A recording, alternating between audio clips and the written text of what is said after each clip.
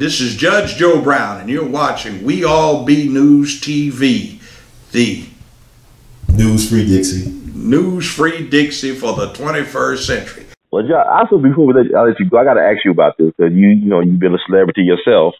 The situation with Usher Raymond, the singer, people are accusing him of giving them herpes now. Women are coming out. He had to pay $1 million settlement several years ago to a woman he allegedly gave herpes to.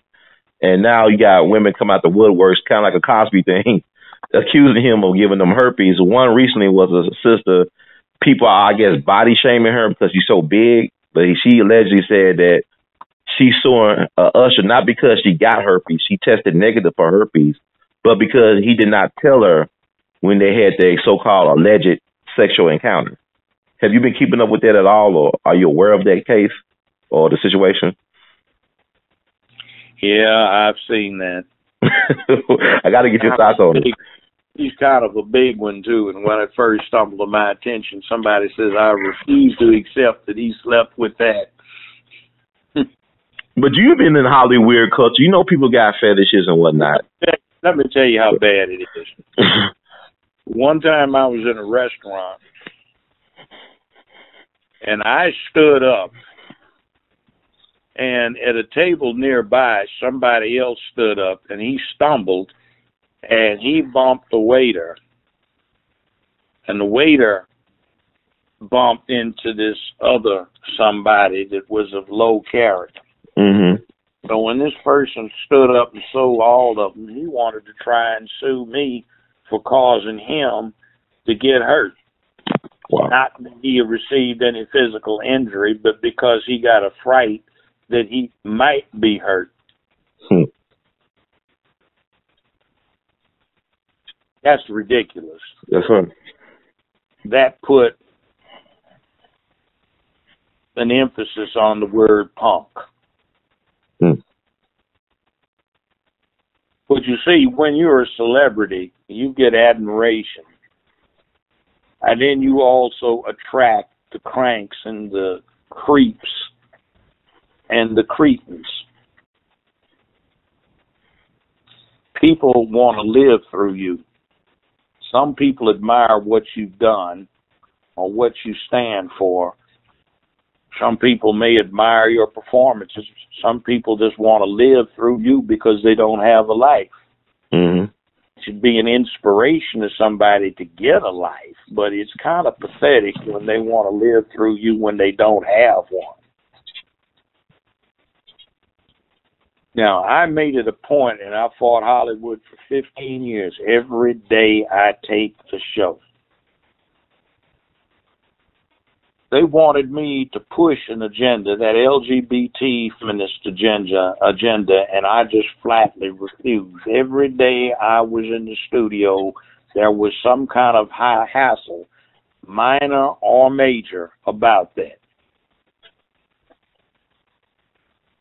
And I always tried to push duty, honor, obligation, responsibility, accountability, and they just did not like that. Mm-hmm. Not all of them, some did, but, 80-85% of them had another agenda. So,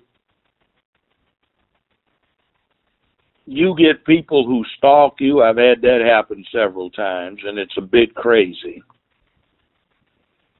You get people who want to be near you. You get people who want to claim a connection with you who never had one with you. All kinds of people become cousins, or they know your brother, and you don't have a brother. You know what I'm saying? Right.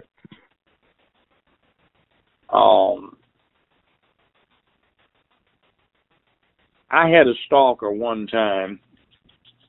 LAPD knew about the woman. She had escaped from an asylum from the criminally insane. Her 3 children were in the custody of her sister by another daddy, or rather by another mama. or was it Daddy? I forget which. And in any event, they kept having to hide the sister with the 3 children, and she had already fired several shots at various people that she stalked.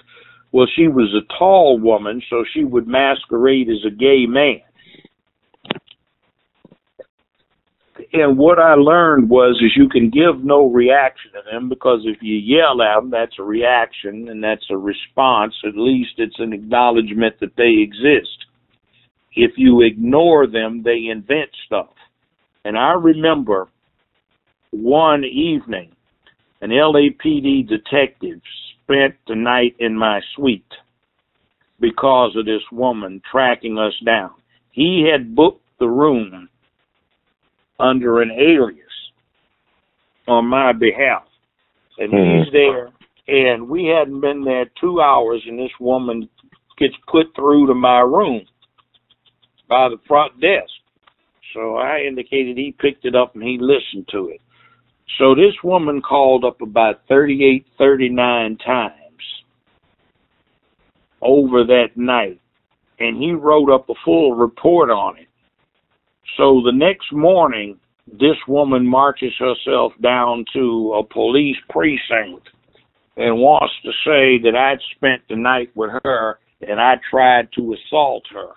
Well, it got nowhere, because obviously I got the best witness in the world, an LAPD detective who's assigned to shadow me for that evening precisely because of this stalking fool.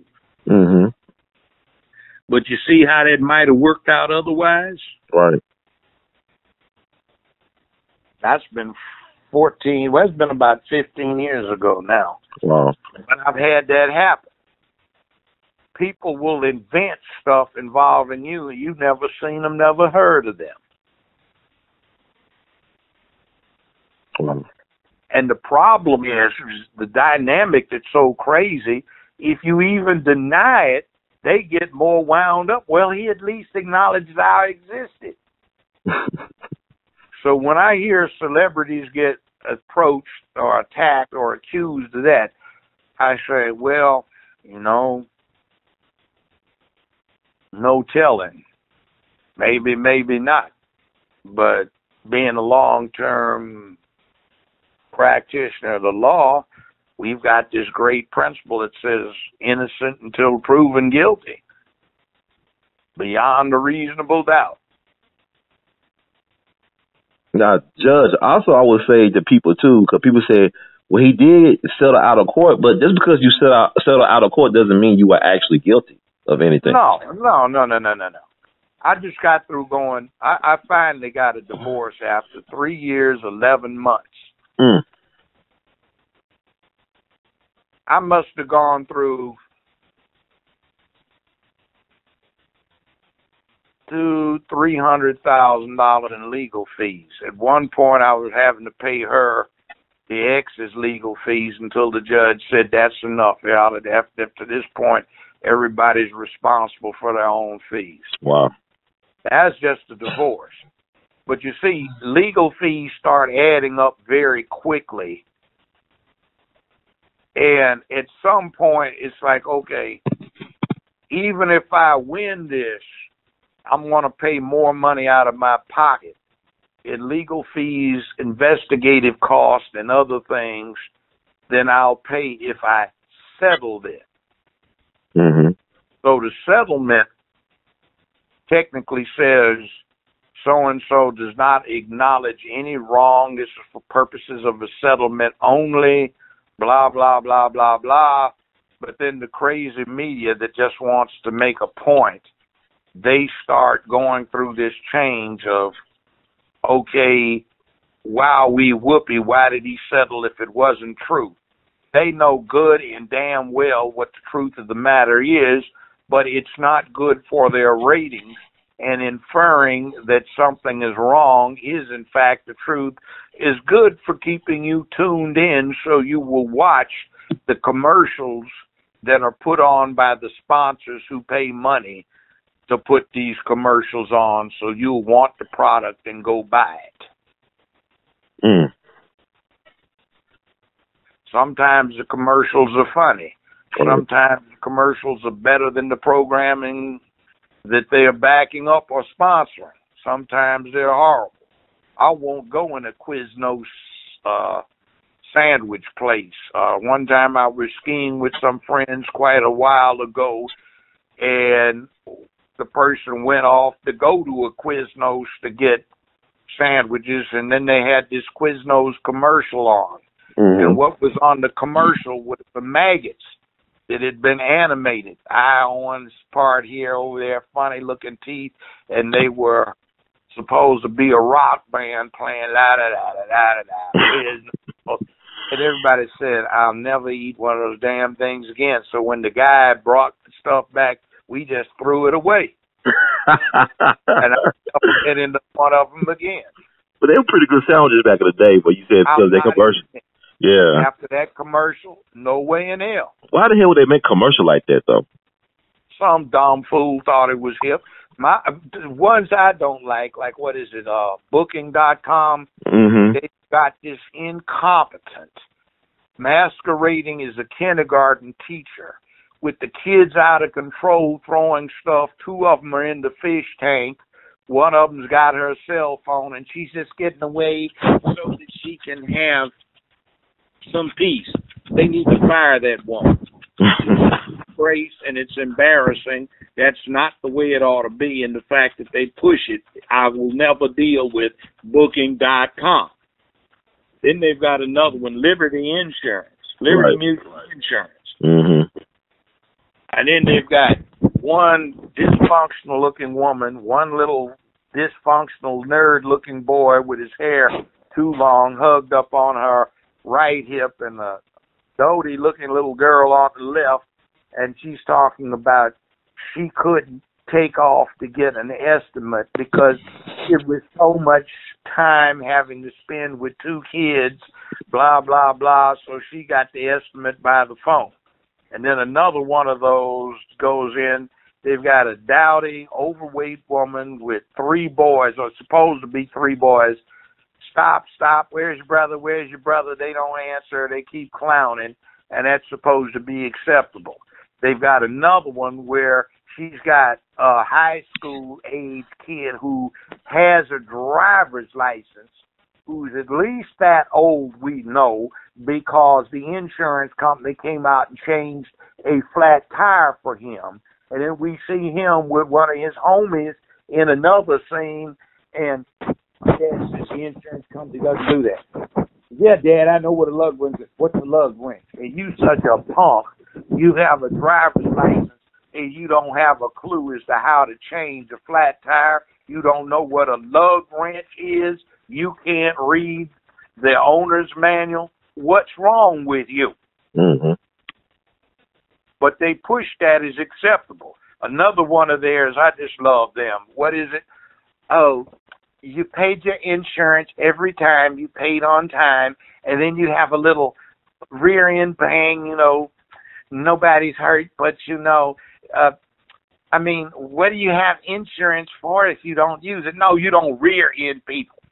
And then the one they do for Ford and Subaru, the driverless cars or whatever in the hell they are, the attention span is 8 seconds long, and this dingbat fantasizing she's on The Voice. So what happens on The Voice? She's off in dreamland, and the car's got to stop for her because she's going to rear end somebody. A damn fool incompetent like that does not need a driver's license. I hear you, Judge. Commercial to sell something based on stupidity like that. Like you said, Judge, it's bread and circuses. You know, that's what the times we live in. Distractions and all types of other stuff. That's just, you know, that's like, what have we become? Well, actually, just like in terms of like, you know, being responsible, like getting back to the Usher situation, if you are having unprotected sex with somebody, especially a stranger, somebody you don't really know well, could anybody be held accountable for giving you anything if you're having unprotected sex? It depends on the state and depends on whether it's known. It becomes damages from what amounts to an assault. Most of the time what happens is somebody's nice and pays for the medical treatment. You know, most of the time you get yourself checked out and you take precautions if you have that condition. But then there is this other thing too about herpes, for example. It's kind of strange. Most reports that I've read said about 98% of the sexually active adults in America have been exposed to it. 98%. Wow. Almost 100%. The reality seems to be that most people don't show it, can't pass it on, but some can. No, that's interesting. Kind of a weird situation.